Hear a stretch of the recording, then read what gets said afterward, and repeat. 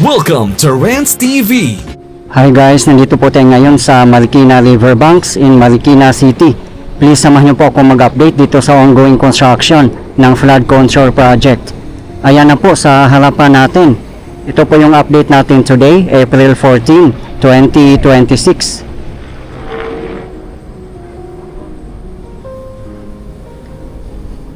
Three weeks ago, nandito po tayo nag-update at ito na po ang development niya. Grabe, ang laki na po ng pinagbago.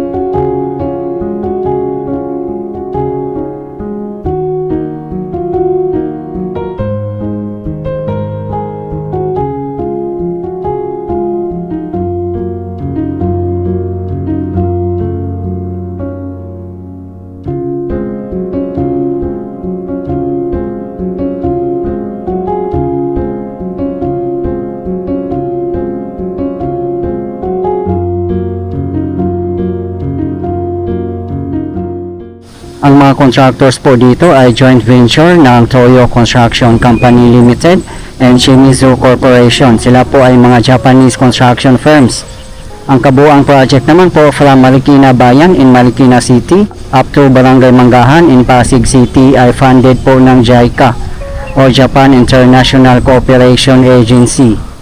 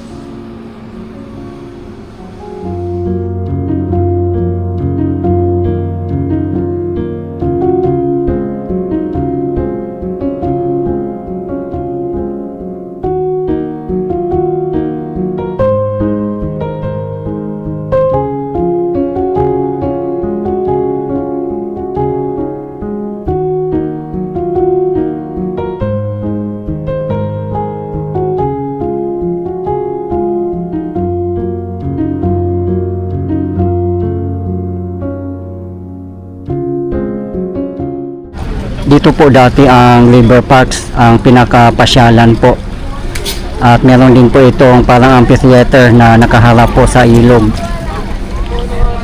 Napakaganda rin po guys, no, kung matatapos na po yung kabuuang project na flood control, kasi hindi lang po ito pambaha kundi pasyalan na rin po natin. At kabilaan pa po ito, grabe. Kaya perfect po dito mamasyal, mag-biking, mag-walking, mag-jogging at kung ano pa.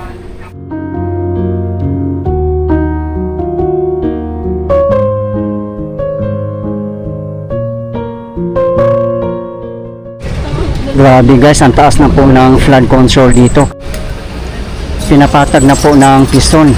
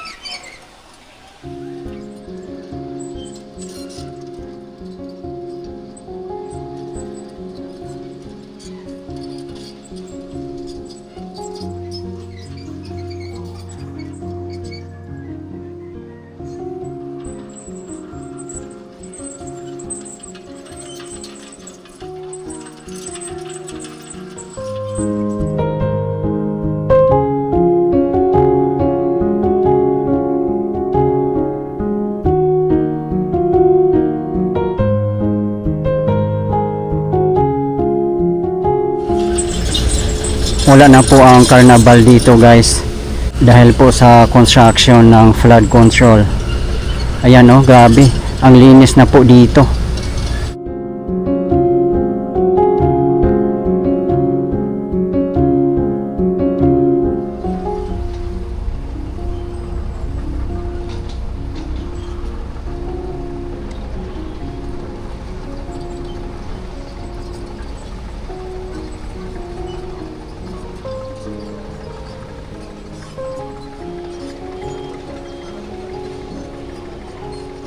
Doon po sa tapat natin ay nagdi-dredging po sila sa side ng Barangay Kalumpang. Halos magkadugtong na po ang pader doon. Sa mga gusto pong mapapanood ang iba ko pang updates dito sa flood control project sa kahabaan ng Marikina River ay nasa aking previous videos lang po. As well as MRT 7 updates and EDSA rehabilitation. Ayan po ang pinaka river walk niya. Yung pader naman po na nakabaon sa ilog ay nagawa na po.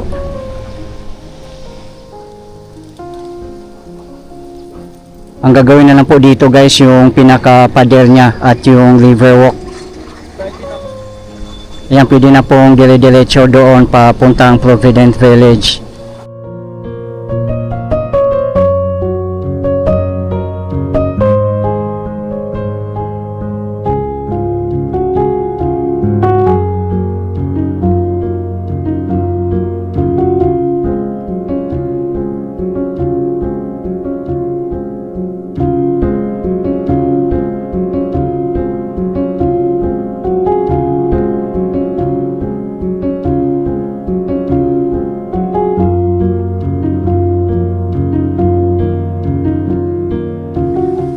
Sa mga hindi po nakakalam, ang source po ng Marikina River ay galing po ito sa kabundukan ng Sierra Madre, doon po sa taas natin, at madadaanan po ang mga lugar ng San Mateo Rizal, Marikina City, Quezon City, Pasig City at iba pang mga lugar. Maraming nang nagko-comment sa previous video natin na kalbo na raw po ang kabundukan ng Sierra Madre, kaya nagkaroon na po ng soil erosion. Kaya the moment na umulan ay dito po napapadpad sa mga ilog, kaya bumababaw na po siya. And good thing po, meron po silang regular dredging dito, lalo na sa bayan ng Marikina.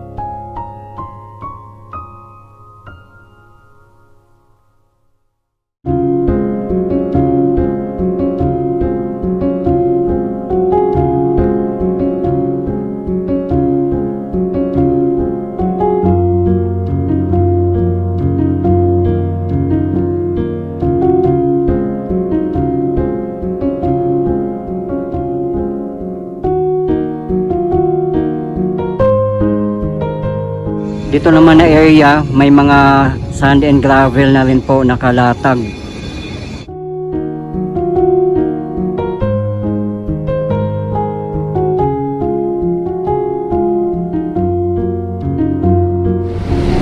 Dito naman sa side ng barangka ay nililinisan na po nila dito.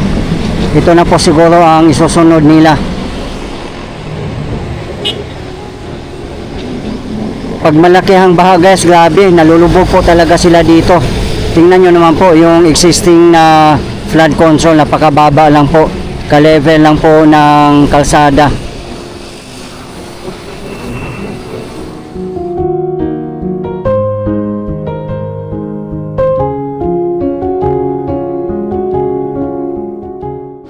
Dito na po tayo guys sa side ng SM City Marikina in Kalumpang.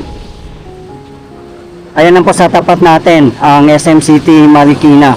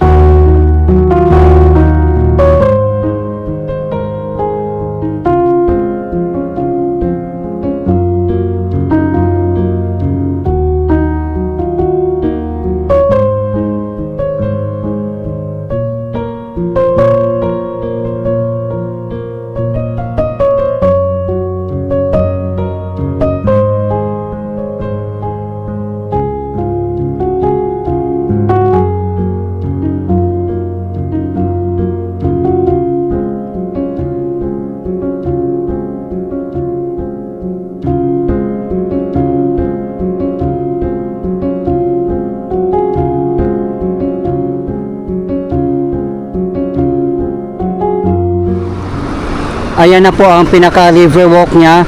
Tapos yung mga lupa po dyan sa gilid ay temporary lang po yan. Kasi ginagamit po nila yan as temporary kalsada.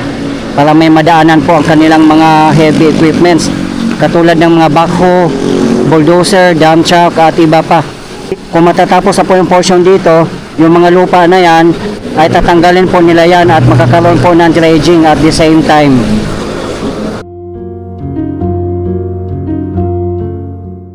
Ayan po ay LRT 2 bound for Masinag in Antipolo City. Yung retaining wall naman po na ito, sa ngayon po ay wala pa po tayong nakikita na merong braces. Abangan na lang po natin guys kung magkakaroon po ba.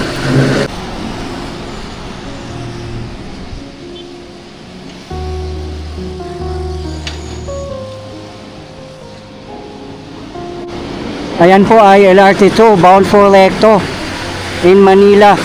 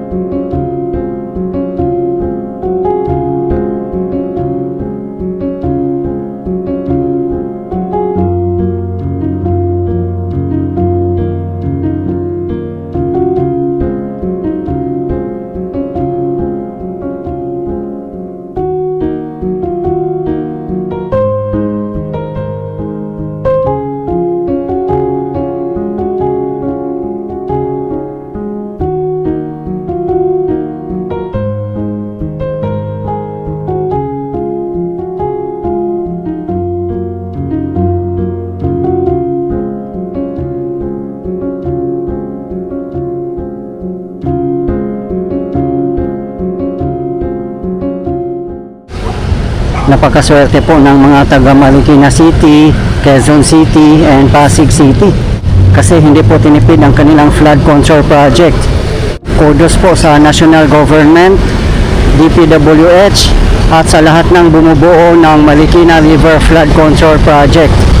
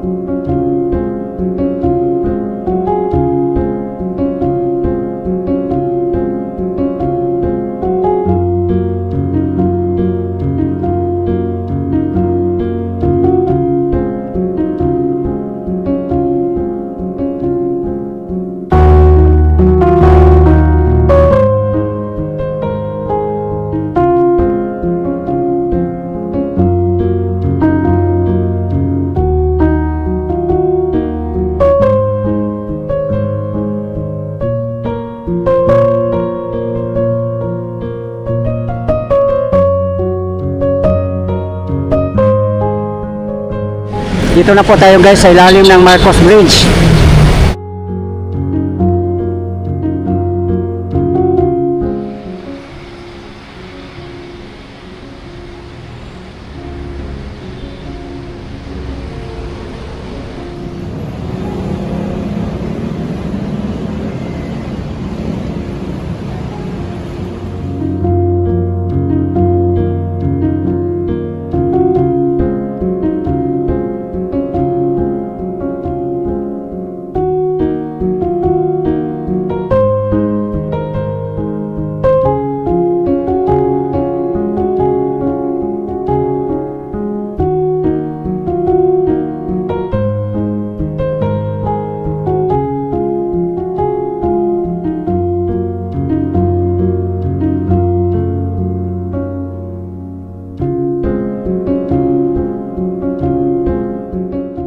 Ayan na po sa tapat natin ang Industrial Valley.